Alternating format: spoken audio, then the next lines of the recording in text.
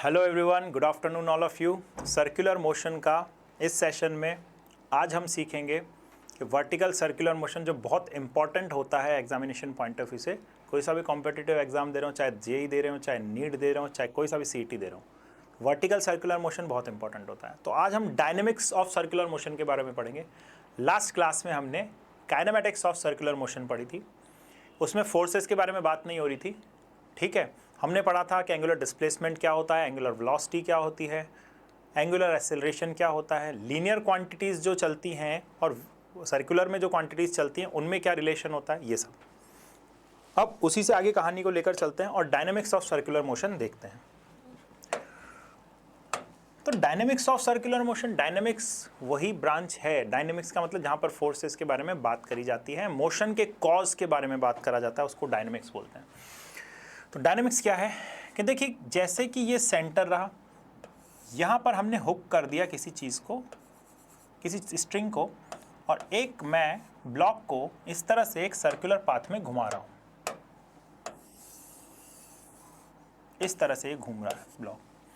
अब ये ब्लॉक अगर घूम रहा है तो इसको घुमाने का काम कौन कर रहा है?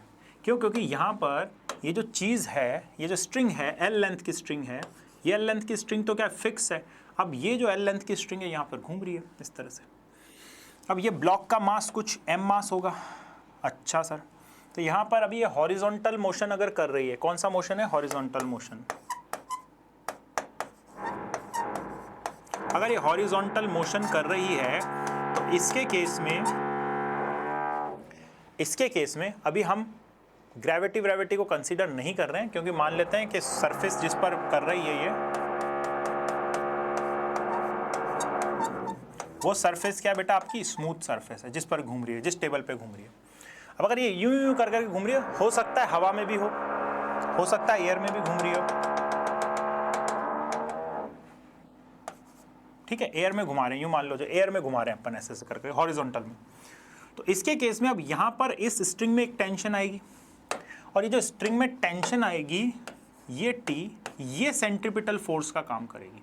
तो डायनेमिक्स ऑफ सर्कुलर मोशन में a force is always acts along radius. तो एक फोर्स हमेशा एक्ट्स करेगा, क्योंकि एक एक्सेलरेशन लगता था, सेंट्रीपिटल एक्सेलरेशन जो टुवर्ड्स द सेंटर होता था, तो उसी की डायरेक्शन में फोर्स लगेगा, जिस डायरेक्शन में एक्सेलरेशन उसी डायरेक्शन में force. Along the radius towards, ऐसे बोलेंगे, टुवर्ड्स द सेंटर। इसको एक शब्द में बोलें तो क्या हो जाएगा? रेडियल फोर्स, है ना। रेडियल इनवर्ड लग रहा है ना, रेडियल ही लग रहा है, रेडियल लग रहा है एक तरह से। चलो छोड़ो, इतना ही ठीक है। तो ये जो टेंशन वाला फोर्स लग रहा है, इसको आपको किससे इक्वेट करना पड़ेगा? इस टेंशन वाले फोर्स को आपको इक्वेट करना पड़ेगा सेंट्रीपिटल फोर्स से। टेंशन वाले फोर्स को किससे? mv² upon r। r यहाँ पर क्या हो जाएगा? l। ये जो लेंथ हो जाएगी r, l। बट मान लेते हैं कि हमारा जनरलाइज फार्मूला जो मैं लिखूं तो यहाँ पर क्या हो जाएगा? रेडियस हो जाएगी। तो जनरलाइज फार्मूला पहले लिख रहा हूँ, रेडियस ऑफ सर्कुलर पाथ। इसको लिखने का एक और तरीका हो सकता है m⍵² r। तो यहाँ पर ये जो फोर्स होगा ये सेंट्रीपिटल फोर्स होगा। पहले तो ये जनरलाइज फार्मूला लिख दिया सेंट्रीपिटल फोर्स का। अब हमें क्या करना है? जब भी इसको बैलेंस कर रहे होंगे, लगने वाले फोर्सेस निकाल रहे होंगे, तो हमको हमेशा क्या करना है कि इस डायरेक्शन में FC मान ले। तो फिर आप क्या करेंगे? अगर ये ऐसे घूम पा रहा है अपने आप को बैलेंस करके x और इधर की साइड x डायरेक्शन में, तो इस केस में आप बोलेंगे कि जो टेंशन है ये किसके बराबर है? FC के बराबर है। और इस केस के हिसाब से अगर मैं बात करूं, बहुत गंदा एरो बना, रुकिए। तो इस केस के हिसाब से बात करूं तो टेंशन इजिकल टू FC है, तो T बराबर mv² अपॉन r हो जाएगा। पर यहाँ पर r क्या दिया हुआ है? लेंथ, ये लेंथ दी हुई है, और ये सेंटर हो गया। तो इस केस में टेंशन को इससे इक्वेट कर देना, बस ये काम करना है और कुछ भी नहीं। फोर्स एंड LLM में सिखाई दिया आपको फोर्सेस बैलेंस करना। तो यार ये कोई फोर्स नहीं है बाहर की डायरेक्शन में, हम तो इसको इससे इक्वेट कर रहे हैं, इसलिए अपन ने ये लिखा। कभी सोचेगा अच्छा टेंशन भी अंदर लग रही है, सर ने बताया था सेंट्रीपिटल फोर्स भी अंदर है। अरे सेंट्रीपिटल फोर्स तो कोई फोर्स ही नहीं है, सेंट्रीपिटल फोर्स तो कोई फोर्स ही नहीं है, आपने जो इनवर्ड फोर्स हैं, जितने भी इनवर्ड फोर्स आ रहे हैं उनको एफसी से इक्वेट कर देना है, जितने भी इनवर्ड फोर्स आ रहे हैं उसको एफसी से। लेकिन हम ढंग से लिख पाएं इसलिए हम क्या सेंट्रीपिटल फोर्स को बाहर लगा देते हैं, तरीके से लिख पाएं, कहीं गड़बड़ ना हो जाए, इसलिए हम ऐसे लिखते हैं, राइट। एक मिनट, वेरी गुड आफ्टरनून सभी को। ठीक है, तो डायनामिक्स में ये खेल चलेगा। और देखिए, तो अब ये दिया हुआ है आपको क्वेश्चन, अब क्वेश्चन से समझते हैं आसानी से। अब mass of 2 kg tied to a string of length 2 metre, तो ये तो मास हो गया, ये स्ट्रिंग की लेंथ हो गई, बांध दिया है एक साइड से, and the other end is fixed. तो सेम यही सिनेरियो जो मैंने क्रिएट किया था भाई। अब block is moved in a smooth horizontal table, अब स्मूथ है तो you will not have to consider the friction with a constant speed, तो उसकी स्पीड भी बता दी। हाँ, यहाँ एक चीज़ मिस कर गए थे कि यहाँ पर बेटा ये स्पीड क्या होती है, उसकी टेंजेंशियल होती है, कर्ड पाथ की क्या हो जाती है, टेंजेंशियल। तो स्पीड ऐसे चल रही होगी इसकी, v स्पीड से घूम रहा होगा, टेंजेंशियल स्पीड से। और ओमेगा कहाँ लगता है, ओमेगा इधर की साइड ओमेगा मान लेते हो कि ये करके ऐसे घूम रहा है तो ये ओमेगा हो जाता है। तो ओमेगा तो हमेशा एक्सिस के अलॉन्ग होता है, ऐसे है ना, एक्सिस के अलॉन्ग होगा। अब वापस सवाल पे आ जाते हैं। तो आपको फाइंड करना है, find the tension in the string. अब टेंशन को किससे इक्वेट कर देना है, सेंट्रीपिटल फोर्स से। अच्छा, tension is equal to centripetal force के केस में मेरे पास फॉर्मूला एक तो mv² अपॉन r है, तो इसके केस में r क्या हो जाएगा, स्ट्रिंग की लेंथ, क्योंकि एक साइड से फिक्स कर रखा है उसको, जैसे कील से बांध रखा है, और आप ऐसे करके ब्लॉक को घुमा रहे हो और ये सर्कुलर पाथ में घूम रहा है। m इसका मास है, l इसकी लेंथ है, तो इसके इस पर टेंशन आ रही है यहाँ पर, और ये टेंशन ही सेंट्रीपिटल फोर्स का काम करेगी। और सेंट्रीपिटल फोर्स कभी भी स्पीड चेंज नहीं करता है, इंपॉर्टेंट, सेंट्रीपिटल फोर्स कभी भी स्पीड चेंज नहीं करता है। तो लिख देते हैं यहाँ पर Fc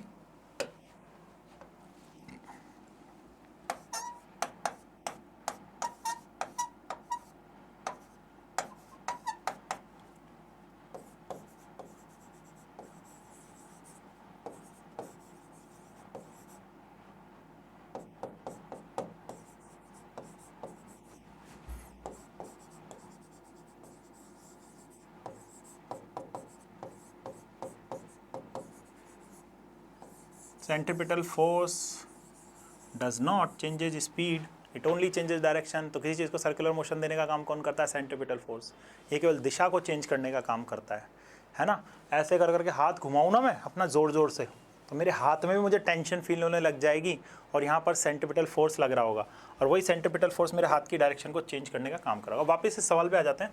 तो टेंशन को किससे, सेंट्रीपिटल फोर्स से। अब जनरली फोर्स क्या होता है, force is equal to mass into acceleration होता है। यहाँ पर एक्सेलरेशन क्या जाएगा, सेंट्रीपिटल एक्सेलरेशन, और सेंट्रीपिटल एक्सेलरेशन को v²/r बोलते हैं या फिर ω²r बोलते हैं। ठीक है, एक्स्ट्रा जानकारी थी जो बीच बीच में बताता जा रहा हूँ मैं। अब वापस से आ जाते हैं। तो हमें तो क्या करना है, टेंशन निकालनी है इसमें, टेंशन mv² अपॉन r। जो भी इनवर्ड फोर्स आ रहे हैं, जो भी नेट इनवर्ड फोर्स आ रहा है, उसको आप Fc से इक्वेट कर दीजिए। तो Fc को कई बार बाहर भी लगा दिया जाता है जब 2-3 फोर्स आएंगे, तो ताकि कॉम्प्लिकेशन ना बने। अब m की वैल्यू कितनी, 2 kg, v की वैल्यू कितनी v से घूम रहा है, ये रहा 5 से, तो 5 का स्क्वायर हो जाएगा, अपॉन r की वैल्यू कितनी दी हुई है, 2 मीटर। अजी जी 2 से 2 तो कट रहा है, तो यहाँ पर टेंशन आ जाएगी 25 न्यूटन। तो T बराबर कितना आ गया, 25 न्यूटन। ये टेंशन आ रही होगी यहाँ पर।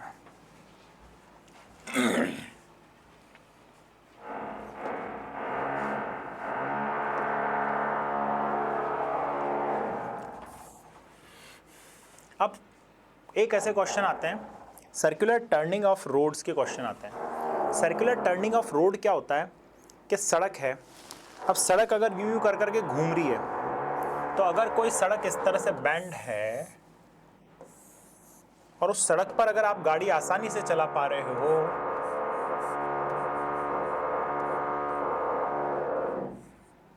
ठीक है, ये टॉप व्यू बता रहा हूं कार का।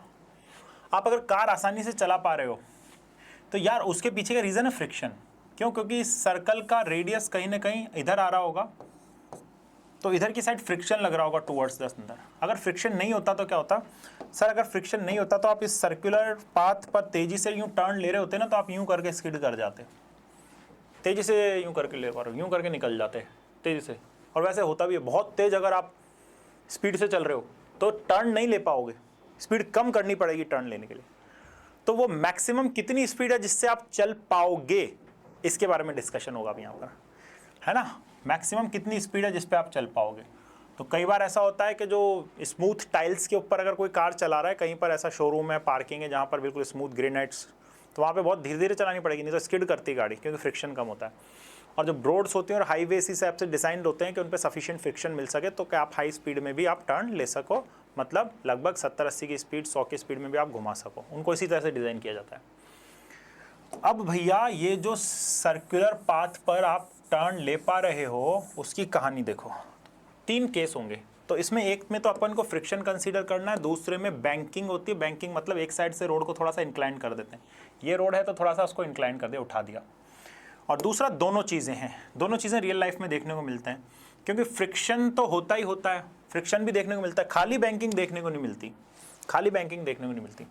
तो देखो फर्स्ट वाले के हिसाब से देखें, तो फर्स्ट वाले के हिसाब से देखेंगे तो खाली इस तरह का कोई पाथ है, इस तरह के पाथ पर अगर कोई गाड़ी जा रही है तो उसको घूम रहा है, अगर वो यूं करके घूम पा रही है तो टुवर्ड्स द अंदर एक फ्रिक्शन लगता है, टुवर्ड्स द सेंटर क्या लगता है, एक फ्रिक्शन लगता है। और फ्रिक्शन का फॉर्मूला क्या होता है, F = म्यू एन होता है। म्यू एन मतलब म्यू mg हो गया। अच्छा, उसको किससे इक्वेट कर देना है, बाहर की साइड एक फोर्स लगा देते हैं FC। अब मनगढ़ंत फोर्स लगाया FC अपन ने, FC क्या है, सेंट्रीपिटल फोर्स, क्योंकि जो भी इनवर्ट फोर्स लग रहा है उसको इससे इक्वेट करना पड़ेगा, तभी तो बैलेंस रहेगा। तो यहाँ पर अगर हम इसको कर पाते हैं तो आइडिया एक बार बता देता हूँ। तो यहाँ पर फ्रिक्शन किसके बराबर होना चाहिए, सेंट्रीपिटल फोर्स के बराबर। फ्रिक्शन है मेरा म्यू mg, और ये कितना आ जाएगा, mv²/r। अब आप पाएंगे कि यहाँ पर m से m कट रहा है, तो मास का कोई लेना देना नहीं है। तो this comes out to be, यहाँ से जो मेरा रिलेशन निकल के आता है वेलोसिटी का, वो v = क्या आ जाता है, √μ rg। अब यही स्पीड होती है maximum speed, maximum safe speed बोलते हैं इसको, क्या बोलते हैं, maximum safe speed for circular turn. तो आप इससे स्पीड कम रखेंगे कोई संकट नहीं है, इससे बढ़ा देंगे तो दिक्कत है, तब आपकी गाड़ी स्किड खा जाएगी। तो कोई पूछ ले मैक्सिमम स्पीड बताओ, तो मैक्सिमम मतलब आप उस कोफिशिएंट ऑफ फ्रिक्शन किसके बीच में, गाड़ी के बीच में और उसके रोड के बीच में, गाड़ी के टायर्स और रोड के बीच में जो फ्रिक्शन एक्ट कर रहा है वो है म्यू।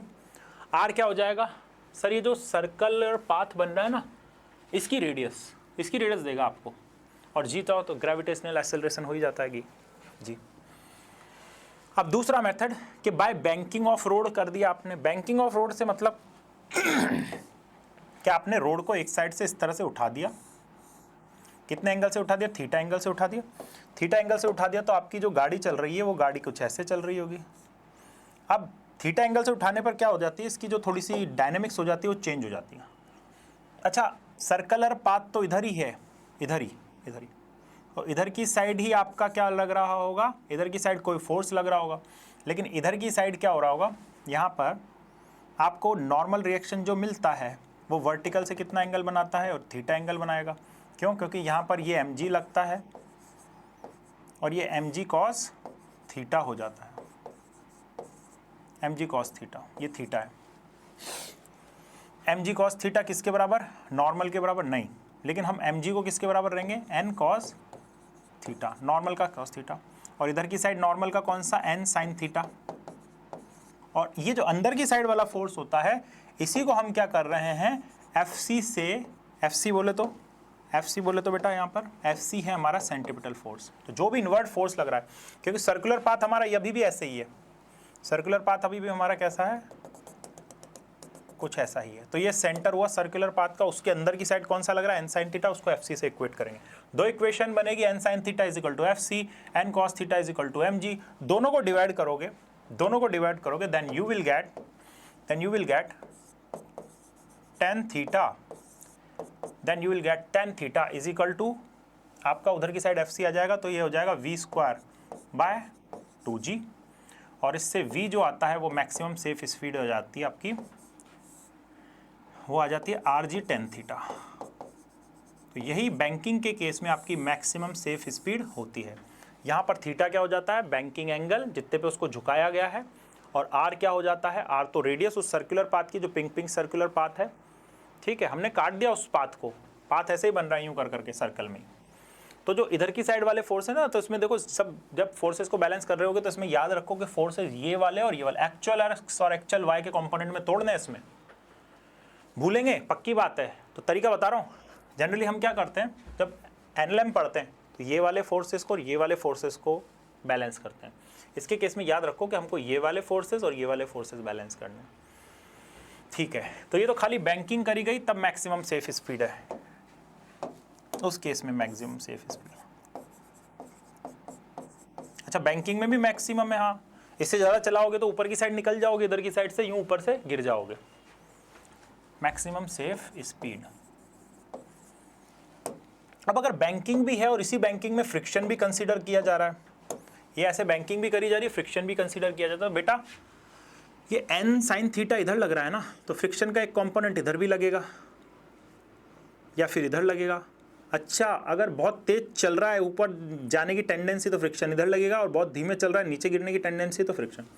हमेशा ये सोचा करो कि अगर धीरे चल रहे हो तो नीचे गिर जाओगे, स्लिप हो जाओगे इधर ढलान पे, तो फ्रिक्शन इधर लगेगा, और बहुत तेज चल रहे हो तो ऊपर जाने की टेंडेंसी हो तो फ्रिक्शन इधर लगेगा, रोकेगा। तो उसके केस में दो केस होते हैं, उसके केस में दो केस हो जाते हैं कि आपको जब फ्रिक्शन भी है और ढलान भी है तो मैक्सिमम और मिनिमम दोनों स्पीड का ध्यान रखना पड़ेगा।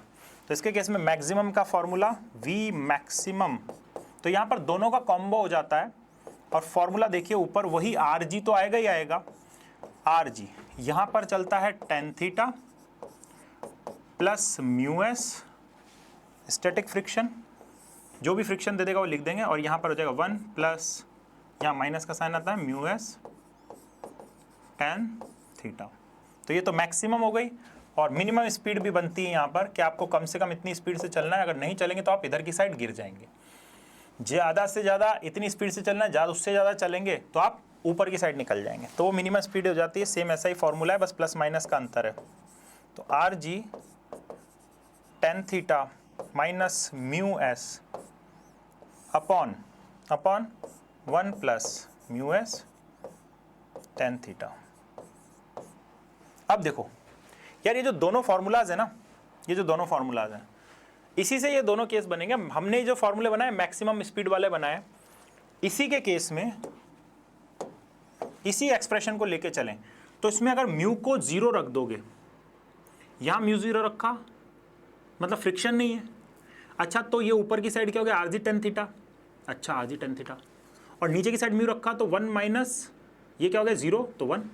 तो इसी फॉर्मूले में क्या बोलें कि put μs is equal to 0 for banking only. तो अगर बैंकिंग कंसीडर करी जा रही है तब आप इसी फॉर्मूले में क्या रख दो, μs को 0, और इसी फॉर्मूले में put theta is equal to 0 for friction only.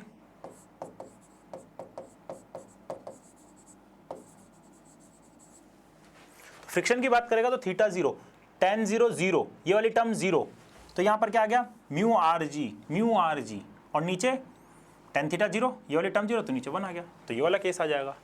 तो ये एक generalise formula, it is a general formula जो दोनों में अप्लाई हो जाएगा। तो इसको याद कर लीजिए, R G tan theta plus, तो मैक्सिमम स्पीड में अगर कंफ्यूज होते हैं कि मैक्सिमम स्पीड का फॉर्मूले में ऊपर प्लस आएगा माइनस आएगा, माइनस आएगा प्लस आएगा, तो मैक्सिमम के ये दोनों फॉर्मूले हैं। इसमें म्यूएस को 0 रख देंगे तो ये वाला फॉर्मूला अगर आ गया तो समझ लीजिए, सॉरी म्यूएस को 0 रखेंगे ये वाला आ गया, और अगर थीटा को 0 रखा तो ये वाला आ गया, तो आप समझ लीजिए आपने मैक्सिमम स्पीड का सही फॉर्मूला लिखा है। पक्की बात, ठीक है। तो इस तरह से सर्कुलर टर्निंग ऑफ रोड्स में हमको मैक्सिमम स्पीड पता होनी चाहिए, तो by friction only, by banking of roads only, और बैंकिंग और फ्रिक्शन अगर दोनों करता है तो ये दोनों का कॉम्बो नीचे आ जाता है।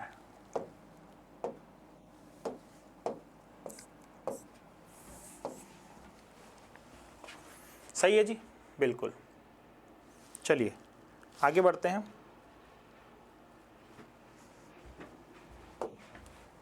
अब देखिए इस पर क्वेश्चन है, a bend in the level road has a radius 100 metre, calculate the maximum speed with which the car turning this bend and may without skidding, skidding के बिना, और म्यू की वैल्यू भी दे दी हमको। तो इसके केस में मैक्सिमम सेफ स्पीड क्या हो जाएगी, म्यू आर जी। बस सीधा फार्मूला बेस्ड है, म्यू की वैल्यू कितनी दे रखी है 0.8, अच्छा आर की वैल्यू कितनी है 100 मीटर दे दी उसने, जी की वैल्यू कितनी है 10, स्क्वायर रूट ऑफ कितना आ गया जी यहाँ पर 800 आ गया। अब 800 में से 100 बाहर आ गया तो ये हो गया आपका, या फिर इसको लिख दें तो ये हो गया 16 मल्टीप्लाइड बाय 50, 800, इधर 4 बाहर आ गया, ठीक है, तो भी लफड़ेबाजी रहेगी। एक काम करते हैं, यहाँ पर 100 बाहर निकाल लेते हैं तो अंदर रह जाएगा √8, तो 100 बाहर निकाला तो 10, यहाँ पर आ गया √8। अब ये भी 4 × 2 हो जाएगा, 4 × 2 हो जाएगा, तो 4 का बाहर निकला तो ये 20 √2, ये वाला आ गया मैक्सिमम सेफ स्पीड।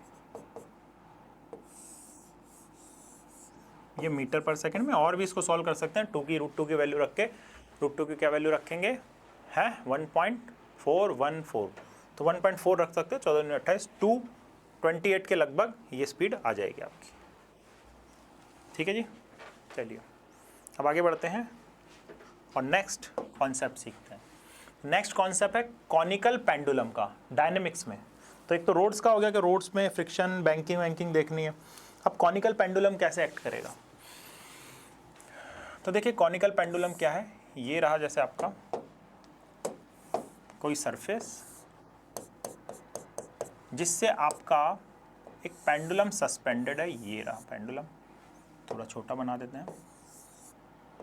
पेंडुलम का मास कितना m, और ये रही इसकी वर्टिकल लाइन जहाँ पर इसकी मीन पोजीशन होती है, ये एंगल कितना हो जा रहा है, ये यहाँ पर थीटा।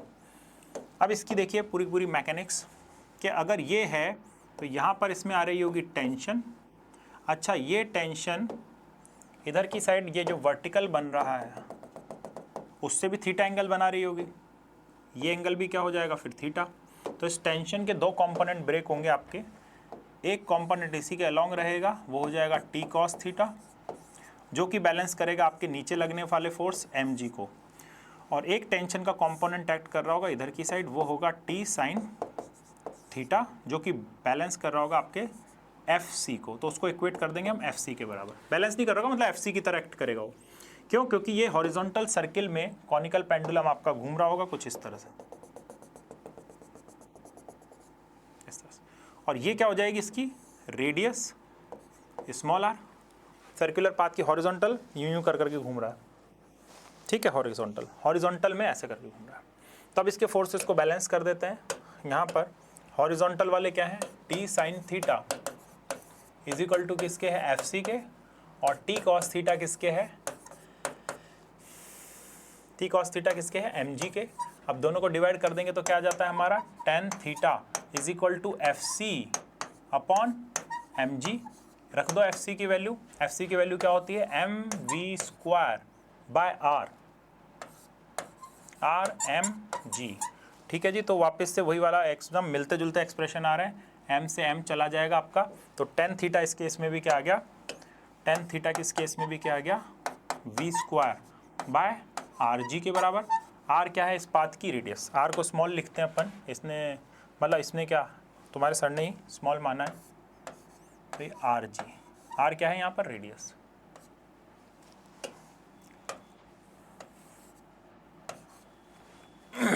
mv² अपॉन r, तो tan theta is equal to यहाँ पर आ गया v² बाय rg। ठीक, तो ये tan थीटा हो गया। तो अगर यहाँ पर भी स्पीड बोलेगा तो v इज इक्वल टू क्या हो जाएगा rg tan theta, square root of rg tan theta, जो इसकी स्पीड होगी जिस स्पीड से घूम रहा होगा यहाँ पर थीटा। अच्छा v स्पीड से घूम रहा होगा टेंजेंशियल स्पीड से, ठीक है घूमने दो। अब इसमें एक दो चीज़ें और आ जाती हैं कि यहाँ पर स्पीड आ गई है तो हम क्या कर सकते हैं, इसका ओमेगा भी निकाल सकते हैं। अच्छा इसका ओमेगा, ये तो फर्स्ट नंबर की चीज़ स्पीड, सेकेंड नंबर का एक्सप्रेशन कि आपने ओमेगा निकाल दिया, ओमेगा इज इक्वल टू क्या हो जाता है v बाय आर।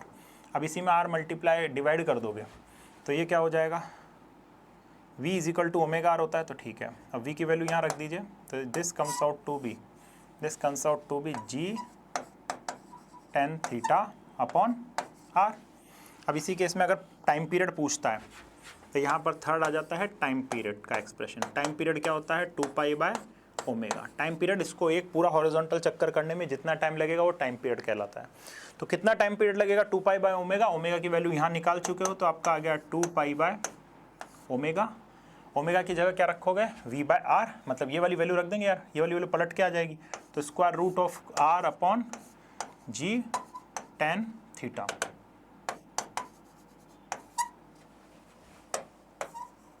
थोड़ा तरीके से लिख देते हैं इसको, तो हो गया 2 पाई और r।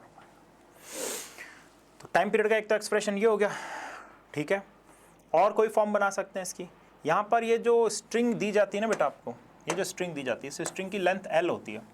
इस l का ही स्ट्रिंग का एक लेंथ का कंपोनेंट इधर की साइड आ जाएगा, मतलब r किसके बराबर हो जाएगा l cos l sin theta के बराबर। यहाँ पर आप r को रख सकते हो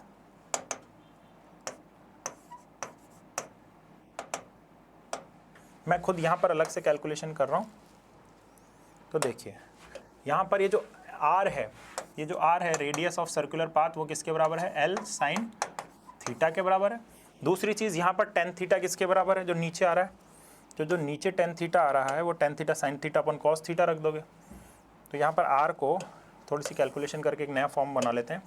तो यहाँ पर ये फॉर्मूले में 2 pi square root of r को रख दिया l साइन थीटा, और नीचे का जो g tan थीटा है उसको sine theta upon cos theta रख दिया।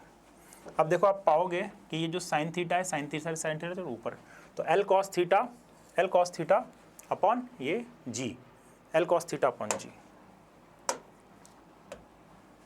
तो इसकी एक और फॉर्म आ जाएगी यहाँ पर ऊपर की साइड, 2 पाई, अगर स्ट्रिंग की लेंथ दी हुई है तो l cos theta upon g, l cos theta upon g, और l cos थीटा ये l cos theta upon g। तो l sin थीटा को मैंने r के बराबर रख दिया यहाँ पर, ठीक है। तो एक और फॉर्म आ गई यहाँ पर, ये वाली। दोनों ही फॉर्म्स को आप यूज़ कर सकते हो। अगर स्ट्रिंग लेंथ दी हुई तो ये वाली, अगर रेडियस ऑफ सर्कुलर पाथ दिए तो ये वाली। तो यही है पूरा पूरा खेल कॉनिकल पेंडुलम का, और इसमें एक्स्ट्रा कुछ भी नहीं है। तो ये सब चीज़ आ जाती है, ये 2-3 फार्मूला आप याद रख लेते हो तो आराम से सवाल बना लोगे। टाइम पीरियड पूछेगा, एंगुलर फ्रिक्वेंसी पूछेगा, लीनियर फ्रिक्वेंसी पूछेगा, RG tan थीटा हो जाएगी, थीटा क्या होगा इसका, इसके साथ एंगल। ये हॉरिजॉन्टल सर्किल में घूम रहा होगा तो सवाल में पढ़ना है, पेंडुलम है जो हॉरिजॉन्टल सर्किल में घूम रहा है, वो बोलेगा नहीं कॉनिकल पेंडुलम है वगैरह वगैरह, वो बोल देगा पेंडुलम है वो सर्कुलर वर्टिकल सर्किल में घूम रहा है, तब फिर ये नहीं, वर्टिकल सर्किल की अलग गणित है। तो देखिए एक और अब कॉन्सेप्ट यहाँ पर समझ में आएगा, वर्टिकल सर्कुलर मोशन। लेकिन उससे पहले यहाँ पर हॉरिजॉन्टल का खेल चल रहा है, तो एक डेथ वेल और रोटर और होता है। तो डेथ वेल और रोटर, मौत का कुआं, जैसे कि कई भाई मेले वेले लगते हैं तो उसमें वो मोटरसाइकिल यूँ करके चला जाते हैं, उसमें बहुत यार वैसे गिरते क्यों नहीं नीचे की साइड, ऐसे कर करके चला क्यों पाते हैं, क्योंकि उनको नॉर्मल रिएक्शन मिलता है, उस नॉर्मल रिएक्शन की वजह से वो वहाँ पर स्टिक हो जाते हैं जब घूम रहे होते हैं तो दीवार से, वो गिरते नहीं हैं। अब अगर एक और चीज़, जैसे वॉशिंग मशीन में कभी कपड़े देखे हो तो जब उनको ड्राई करा जाता है, बहुत तेज़ घूमती है वॉशिंग मशीन, 1000 राउंड पर मिनट, 800 राउंड पर मिनट वगैरह वगैरह से। अब इतने तेज़ घूमने पर ये जो कपड़े होते हैं ना, उन पर इतना ज़्यादा फोर्स लगता है कि दीवारों के चिपक जाते हैं, उसकी जो साइड की होती है ना सरफेस, उस पर चिपके हुए मिलेंगे आपको। तो साइड की सरफेस पे चिपके हुए मिलेंगे। तो यहाँ अगर कोई पार्टिकल है, अगर यहाँ कोई पार्टिकल इस तरह से बैलेंस कर पा रहा है खुद को, तो उस पर नीचे की साइड क्या लग रहा है, नीचे की साइड एक फोर्स लग रहा है mg, ऊपर की साइड एक फोर्स लग रहा होगा फ्रिक्शन का, क्योंकि सरफेस से दब रहा है, और यहाँ पर जो फोर्स लग रहा होगा वो होगा नॉर्मल रिएक्शन का। तो यहाँ पर आप बैलेंसिंग जो करेंगे उसकी, तो आप बोलेंगे कि ऊपर नीचे के फोर्स बराबर, तो फ्रिक्शन जो बराबर होगा स्मॉल f किसके बराबर होगा, mg के बराबर। पहले हम बात करते हैं कि नॉर्मल रिएक्शन जो होगा वो किसके बराबर रहेगा, mv² अपॉन r के बराबर। r क्या होगी इसकी, रोटर की रेडियस। इसी तरह से जो फ्रिक्शन बराबर होगा वो किसके बराबर होगा, mg के बराबर होगा। फ्रिक्शन किसके बराबर होगा, mg के बराबर होगा। और फ्रिक्शन क्या होता है, म्यू टाइम्स ऑफ n हो जाता है mg के बराबर। म्यू n किसके बराबर हो जाए, तो मतलब इसी वैल्यू में अगर आप ये वाली वैल्यू को म्यू को मल्टीप्लाई कर देते हो तो इनसे आप चीज़ों से खेल सकते हो। तो इसके केस में ठीक है, करके देख लेते हैं। तो एक तो ये एक्सप्रेशन याद रखें,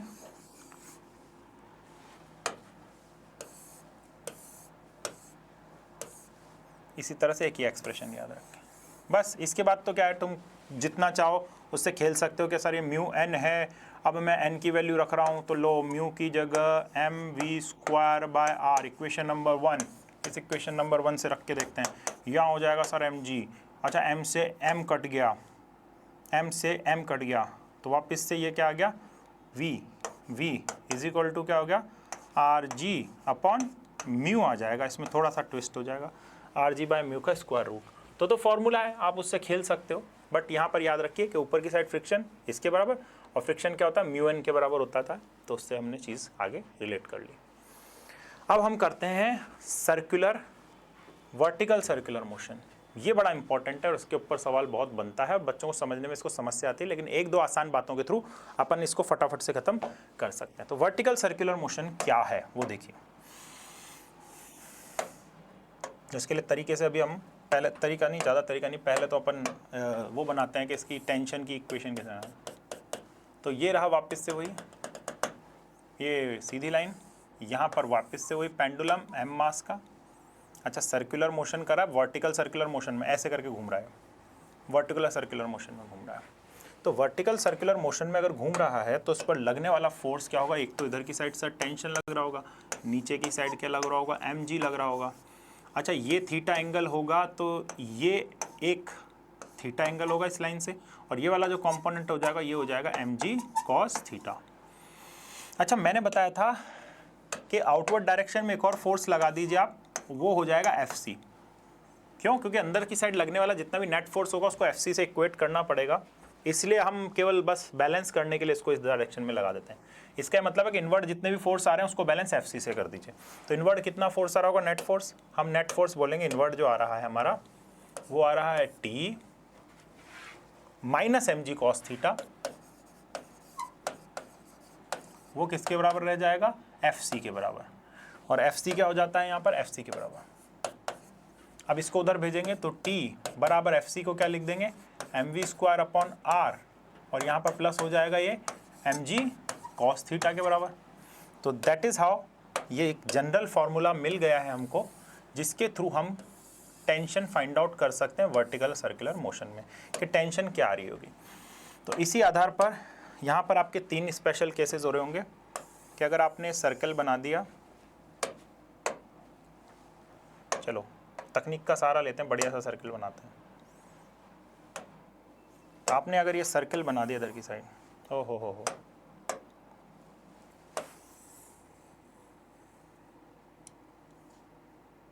तो देखो जी ये सर्कल बनाओ,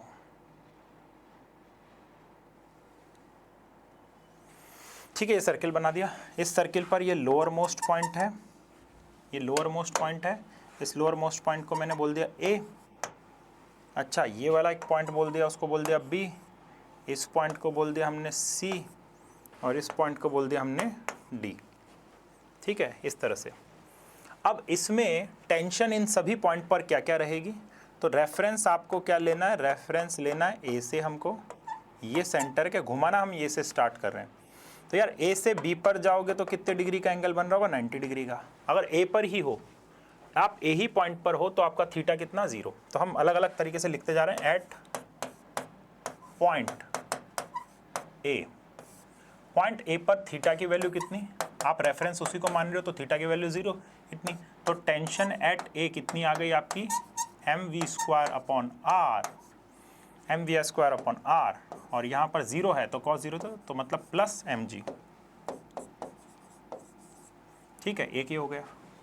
अब एट B एंड D, तो बी पर और डी पर सेम कहानी होगी, क्योंकि बी पर जो एंगल बन रहा है वो 90 डिग्री का बन रहा होगा, इस पर कितना बन रहा होगा 270, तो 90 270 की वैल्यू एक होती है कॉस की। चलो ठीक है, फिर भी करके बता देते हैं। तो इसके केस में थीटा क्या हो सकता है, थीटा या तो 90 होगा और 270 होगा, तो कॉस 90 पर भी जीरो रहता है, कॉस 270 पर भी जीरो रहता है। तो इसके केस में जो टेंशन आ रही है, टेंशन एट बी, वो निकल के आ रही है mv² अपॉन r।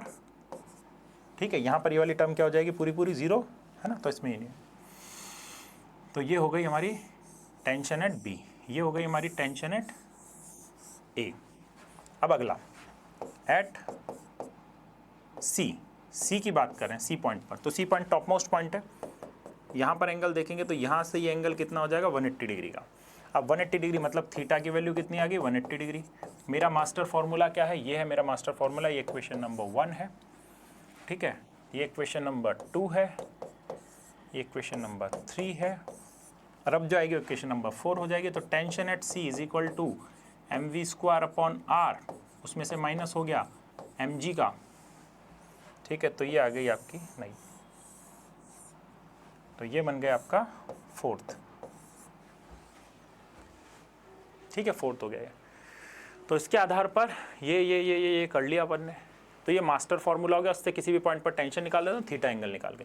तो आप बोलोगे सबसे ज़्यादा टेंशन कहाँ होगी, सबसे ज़्यादा टेंशन कोई पूछे कि पूरा वर्टिकल सर्कुलर मोशन हो रहा है, the tension is maximum at a point, तो आप बोलोगे सर लोअर मोस्ट पॉइंट पर। ए वाला क्या है, लोअर मोस्ट पॉइंट, ए को क्या बोल रहे हैं हम, लोअर मोस्ट पॉइंट। तो देखो लोअर मोस्ट पॉइंट ऐसे शब्द यूज करता है, लोअर मोस्ट पॉइंट। ठीक है, सबसे कम टेंशन क्या होगी, हाईएस्ट पॉइंट पर, हाईएस्ट पॉइंट पर। और फिर ये बी और डी पर तो बराबर होगी टेंशन। तो जो रस्सी घूम रही है उसमें टेंशन के फॉर्मूले सारे लिख दिए। अब इसके बाद चलता है कि यहां पर एक कंडीशन चलती है कंप्लीट करने की, सर्किल को कंप्लीट करने की। जैसे कि आप झूला झूल रहे हो, आप ये पॉइंट पर हो, आप दोस्त से बोल रहे हो कि यार मुझे ऐसे घुमा के मैं घूम के ऊपर आ जाऊं, घूम के पूरा आ जाऊं, पूरा चक्कर करके। कठिन है, उस झूले पे ट्राई न करें, बट कोई हल्की चीज़ होगी आपके हाथ में तो आप कई बार यूं करके उसको घुमा के लाने की कोशिश करते हो। तो आपने एक बार फेंका उसको, वो यूं गई और यहाँ से लौट कर आ गई, यूं करके गिरेगी। फिर आपने और तेज फेंका तो वो यहाँ तक जाकर यूं करके गिर के आ जाएगी, यूं जाके यूं करके गिर के आ जाएगी। फिर आप बोले अब तो मैं सर्किल को कंप्लीट करके, आपने इतनी तेज फेंका कि इसमें पूरी टेंशन और यहाँ तक पहुँच गए, फिर ये सर्किल पूरा करके आ जाएगी। तो आपकी ये कंडीशन है कि आप एस वेलोसिटी से फेंको के ऊपर जाके टेंशन जीरो हो जाए। अगर ऊपर जाके टेंशन जीरो भी हो गई तब भी इसके पास कुछ ना कुछ वेलोसिटी रहेगी, उससे आगे बढ़ जाएगी। अगर इससे पहले ही जीरो हो गई तो फिर ये इधर ही आ जाएगी। इससे पहले ही टेंशन जीरो हो गई तो यहाँ जीरो, इससे पहले टेंशन जीरो, यहीं पर टेंशन जीरो तो यूँ आ गई, यूँ करके यूँ करी। ठीक है, ऐसे कर करके, और यहाँ जाके टेंशन जीरो है तो ये यूँ करके गिर जाएगी। ठीक है, तो हमारा सिद्धांत क्या है कि यहाँ से यूँ चले, अभी तक टेंशन जीरो नहीं, यहाँ जाके अगर टेंशन जीरो भी हो गई, यहाँ जाकर अगर टेंशन जीरो भी हो गई तब भी ये क्या कर लेगी, सर्किल कंप्लीट कर लेगी। ये है कंडीशन। तो सर टेंशन जीरो क्यों मानो, बेटा मैं मिनिमम कम से कम एनर्जी खर्च करना चाह रहा हूँ। मैं बोल रहा हूँ मिनिमम वेलोसिटी कितनी दूँ ए पर, तो मिनिमम इतनी दे कि यहाँ पर जाकर टेंशन जीरो हो जाए। एक बार आधा सफ़र तय हो गया तो पूरा भी हो जाएगा। तो ए पॉइंट पर मिनिमम वेलोसिटी देनी है तो आपका पूरा हो जाएगा। तो इसके हिसाब से यहाँ पर मैं पूरा सर्किल बनाता हूँ, क्या क्या चीज़ें आती है वो देखो लिखते जाते हैं। तो वापस से एक सर्कल,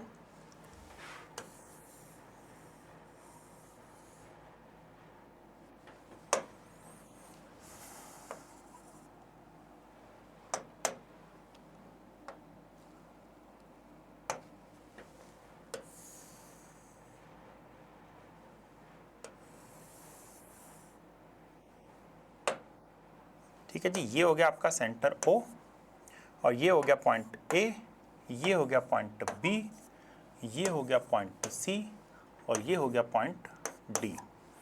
जो B पर वही D पर, जो B पर वही D पर। अब हमारा पार्टिकल जो घूम रहा है वो कुछ ऐसे घूम रहा है, तो उसको मिनिमम वेलोसिटी कितनी देनी है, वेलोसिटी एट A आपको देनी है √5g r के बराबर। जबकि r क्या होगी इसकी, रेडियस।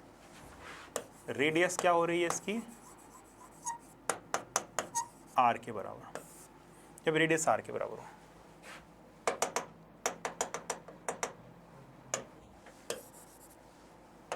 तो इसकी रेडियस लिख देते हैं, रेडियस क्या है यहाँ पर r के बराबर। तो यहाँ पर आपको √5gr के बराबर की मिनिमम वेलोसिटी देनी पड़ेगी, तब जाके ये यहाँ पर जाके टेंशन जीरो होगी, सर्किल जीरो। अब उसके आधार पर जब यहाँ पर पहुँचेगा इस जगह पर, तो इस जगह पर क्या लग रही होगी, tension at C is equal to 0। तो tension at G is equal to 0 करा तो उसी से सारा डिराइव किया जाता है, लंबा सारा मेथड होता है, लेकिन हमको डेरिवेशन पे नहीं जाना, मैं याद रखना बताता हूँ। यहाँ 5gr है, यहाँ पर टेंशन 0 है, तो यहाँ पर क्या हो जाता है, रूट यहाँ पर velocity at C is equal to कितनी आएगी, √gr के बराबर। ठीक, अब B पर इधर से घूम रहा है तो B पर वेलोसिटी जो आ जाएगी वो किसके बराबर हो जाएगी, velocity at B is equal to आप बोलेंगे 3gr के बराबर। तो आपको दो दो से घटाते जाना है, यहाँ 5gr थी, यहाँ पर 3 है, यहाँ पर कितनी है, gr। अब जो इधर होगी वही नीचे की साइड इधर होगी, तो यहाँ पर भी वेलोसिटी एट D भी कितनी हो जाएगी, मैग्नीट्यूड सेम रहेगा, डायरेक्शन अपोजिट होगी, 3gr के बराबर। कब, ये है मिनिमम वेलोसिटी दी जाएगी जब, ये क्या है, minimum speed to complete circle, this is called minimum speed to complete circle. तो अगर कभी भी ऐसी कंडीशन आ जाए कि ये सर्किल जस्ट कंप्लीट हो, अच्छा इससे ज़्यादा दोगे तो कंप्लीट हो जाएगा, इससे कम दोगे तो यहीं तक टेंशन जीरो हो गई तो गिर जाओगे, इस स्पीड से दोगे तो यहाँ तक पहुँच के आपका टेंशन जीरो हो सकती है और फिर आपका सर्किल पूरा हो जाएगा। इससे कम दोगे तो टेंशन अगर पहले जीरो होगी सी पॉइंट से तो आप नीचे गिर जाओगे, सी पॉइंट पे जाके जीरो हो गई तो कोई दिक्कत नहीं है। अच्छा इससे ज़्यादा दूंगा तो सर, ज़्यादा दोगे तो भी सर्किल पूरा होगा, इससे कम दोगे तो सर्किल पूरा नहीं होगा, इतना तो देना पड़ेगा। तो this is the minimum velocity to complete the circle, just complete the circle.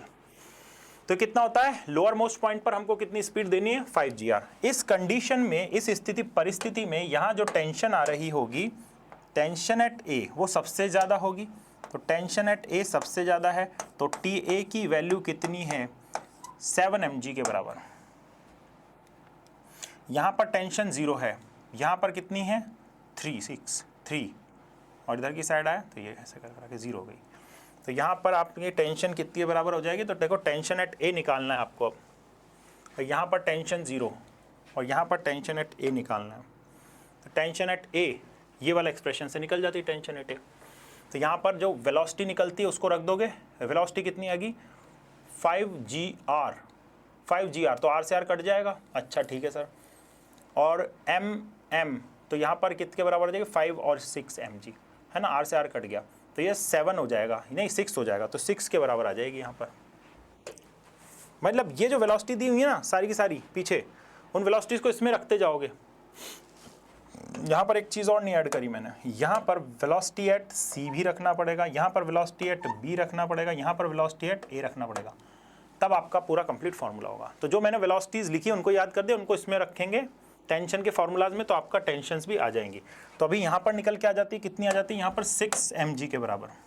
तो टेंशन्स mg में चल रही है, टेंशन्स mg में चल रही है, इधर की साइड √3gr रखा, तो यहाँ पर किसके बराबर हो जाएगी टेंशन, यहाँ पर देखो इस फॉर्मूले में। अच्छा B पर क्या है, ये B पर क्या है, ये VB। अब VB कितना माना है मैंने, VB को माना है मैंने 3gr। अब 3gr का स्क्वायर कर दोगे, 3gr का स्क्वायर कर दोगे, r से काट दोगे तो 3 mg हो जाएगी टेंशन यहाँ पर। तो इसमें तो mg ऐड नहीं हो रहा, तो 3 mg। तो यहाँ पर tension at B is equal to 3 mg, और फिर यहाँ पर टेंशन एट C, यहाँ से तो शुरुआत ही करी थी, टेंशन एट C क्या होगी, 0। यही कंडीशन है मिनिमम सर्किल के कंप्लीट होने की, कि आपकी यहाँ तक टेंशन 0, और फिर यहाँ पर भी टेंशन वही होगी जो उधर की साइड है, तो टेंशन एट D भी वही होगी 3 mg के बराबर। तो ये कंप्लीट सर्किल है, इसमें सारी इन्फॉर्मेशन समराइज हो गई, और इसको आप नोट कर सकते हैं, इसको याद कर लेना है ताकि हमारी स्पीड सॉल्विंग हो जाए। सवाल इतना ही नहीं आएगा, वो इससे ज़्यादा आएगा, इससे ज़्यादा आएगा। तो लोअर मोस्ट पॉइंट पर सर्किल को कंप्लीट करने के लिए वेलोसिटी कितनी, 5gr के बराबर, ठीक है 5gr के बराबर। टॉप मोस्ट पॉइंट पर क्या हो जाएगी ये, सर कैसे याद रखें, अच्छा ये याद कर लो ना, इस पॉइंट पर 2 घटा दिया तो 3 आ गई, इसमें से 2 घटा दिया तो 3 आ गई, इसमें से 2 घटा दिया तो ये आ गई, यहाँ पर जो है वही यहाँ पर है, बस खत्म बात। 3 ही तो वैल्यू याद करनी है, जो यहाँ पर है वही यहीं पर है, यहाँ पर जो वैल्यू उसमें से 2 घटाया तो ये आ गया, अरे मतलब ब्रैकेट स्क्वायर रूट के अंदर 2 घटा दो ना, 5 है तो यहाँ 5 माइनस 2 कर दिया, 3 आ गया, 3 माइनस 2 करा, यहाँ पर 1 आ गया। सर टेंशन में 3 3 से कर दो, यहाँ 6 mg आ रही है, उसमें 3 घटा दिया तो 3 mg, इसमें से 3 घटा दिया तो 0, खत्म बात। अब कहीं भी अगर वो बोले कि वो वैल्यू चेंज कर रहा है, क्या कर रहा है वो, वैल्यू चेंज कर रहा है, जैसे कि ऐसा कोई सर्किल दे दिया उसने,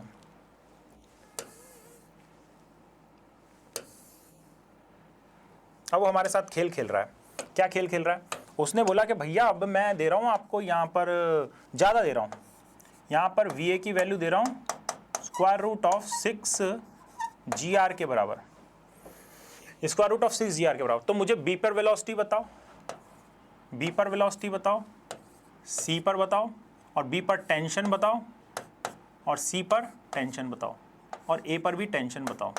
हर पॉइंट पे tension, tension eight A, tension at B, tension at C, ये सब बताओ, और यहाँ पर भी वेलोसिटी बताइए, वेलोसिटी एट C।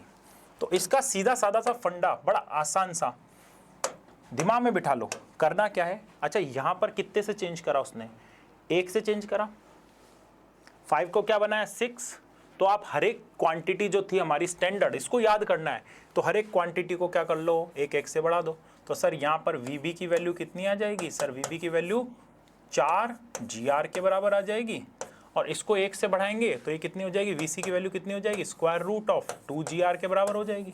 ठीक है, अब टेंशन तो सारी वैल्यूज को 1 से बढ़ा दो, टेंशन्स को भी 1 से बढ़ा दो, तो यहाँ पर टेंशन एट A कितनी आ जाएगी, 7 mg के बराबर आ जाएगी टेंशन। B कितनी आ जाएगी, पहले कितनी आती थी 3, तो B पर कितनी आ जाएगी 4 mg के बराबर, और टेंशन एट C कितनी हो जाएगी, mg हो जाएगी। तो यहाँ पर टेंशन एट B 1 से बढ़ा दी, किससे 4 mg, टेंशन एट A किससे बढ़ा दी, 1 से बढ़ा दी 7 mg, और टेंशन एट C जो पहले 0 होती थी उसको mg से बढ़ा दिया। तो ऐसे 1 से फैक्टर से बढ़ा दोगे आप, हर चीज़ 1 से। अगर यहाँ 1 से कुछ कम कर देता है तो ये भी उससे कम हो जाएंगी, 1 से बढ़ा दिया, 2 से बढ़ा दिया, तो हर चीज़ को आप 2 से बढ़ा दीजिए। तो ऐसे करके शॉर्ट ट्रिक से आप यहाँ पर सवाल को हल कर सकते हो। तो ये शॉर्ट ट्रिक हो गई एक तरह से आपको सवाल को सॉल्व करने के लिए। दिया क्या था उसने, गिवन यही क्वांटिटी थी, तो ये क्वांटिटी गिवन थी ओनली आपको, तो दिस थिंग इज गिवन। बाकी सारी चीज़ें हमने फटाफट निकाल दी, एक बार वो सर्किल दिमाग में है तो वो सर्किल दिमाग में तो फटाफट से आपने निकाल दी। ठीक है, तो यही चलता है इसमें वर्टिकल सर्कुलर मोशन में। अब इस पर बेस्ड सवाल देख लीजिए आप। क्वेश्चन देखिए, बोल रहा है block is release from the top of a smooth vertical track which ends into a circle of radius r as shown. अब शोन वाली बात तो बोली नहीं, find the minimum value of so that the block complete the circle, find the minimum velocity so that the block complete the circle.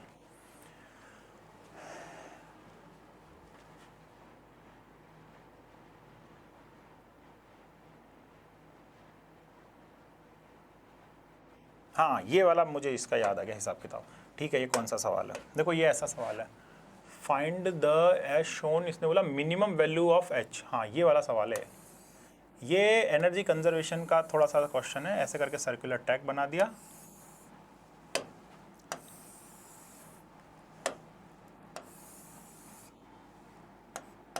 अच्छा ये circular कुछ ऐसा ट्रैक बना दिया, ये जो वैल्यू है H है यहाँ से यहाँ तक की, और यहाँ से ये कोई ब्लॉक है, इस ब्लॉक को रिलीज कर रहे हो, इस ब्लॉक को यहाँ से, इस ब्लॉक को यहाँ से रिलीज करोगे, यहाँ आएगा, तो ये सर्कुलर पाथ सा दिख रहा है आपको यहाँ पर। थोड़ा और सर्किल कर लेते हैं इसको। ठीक है, ये सर्कुलर पाथ, तो सर्कुलर पाथ की ये क्या हो गई, यहाँ पर सेंटर हो गया, ये क्या हो गई रेडियस, यहाँ से यहाँ तक की रेडियस, सेंटर ये हो गया वो पॉइंट।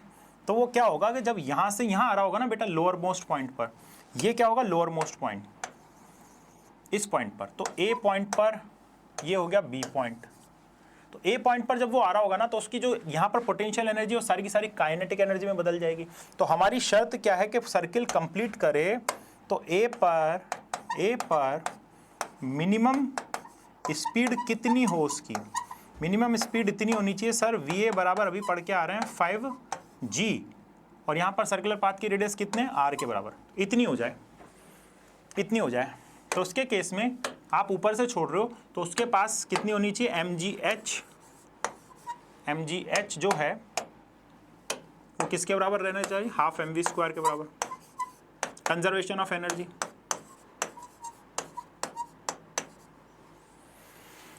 भाई ऊपर रेस्ट पे है, इसको रिलीज किया जा रहा है। शब्द पकड़ो, जब भी रिलीज बोलता है तो इनिशियल वेलोसिटी कितनी हो जाती है, 0। यहाँ से इसको रिलीज किया जा रहा है तो इसके पास काइनेटिक एनर्जी नहीं है, केवल पोटेंशियल एनर्जी है हाइट की वजह से। जैसे ही इसको रिलीज करा तेजी से नीचे आएगा और यहाँ पर आकर इसकी वेलोसिटी क्या हो कि सर्किल कंप्लीट कर ले। तो लोअर मोस्ट पॉइंट पे तो वेलोसिटी इतनी रहनी चाहिए, तो वी ए पर इतनी पहुँच जाए तो सर्किल कंप्लीट हो जाएगा। तो उसकी कंडीशन ये है। अब वी ए पर ये अगर वेलोसिटी हो जाएगी तो उसके हिसाब से हम यहाँ पर ये चीज़ रख देंगे। तो ये हो गया m से m तो चला गया आपका यहाँ पर, तो h इज इक्वल टू क्या हो गया 1/2g और वी ए का स्क्वायर क्या हो जाएगा यहाँ से √5, रूट तो हट ही जाएगा तो 5 g r के बराबर। अब g से g भी चला गया तो यहाँ पर क्या आ जाएगा, ये 2.5 टाइम्स ऑफ r के बराबर। तो इस सर्कुलर पाथ की रेडियस कितके आपके 2.5 गुना हो, तब ऐसा संभव है कि आपका सर्किल कंप्लीट यहाँ हो जाएगा। तो इस तरह से इसके कंजर्वेशन लगा दिया है इसमें, है ना। और देखिए, और एक कॉन्सेप्ट देखिए बढ़िया सा। कई बार क्या होता है, रोड है और ये ब्रिज है, तो ये भी वर्टिकल का एक कॉन्सेप्ट आता है इसमें भी।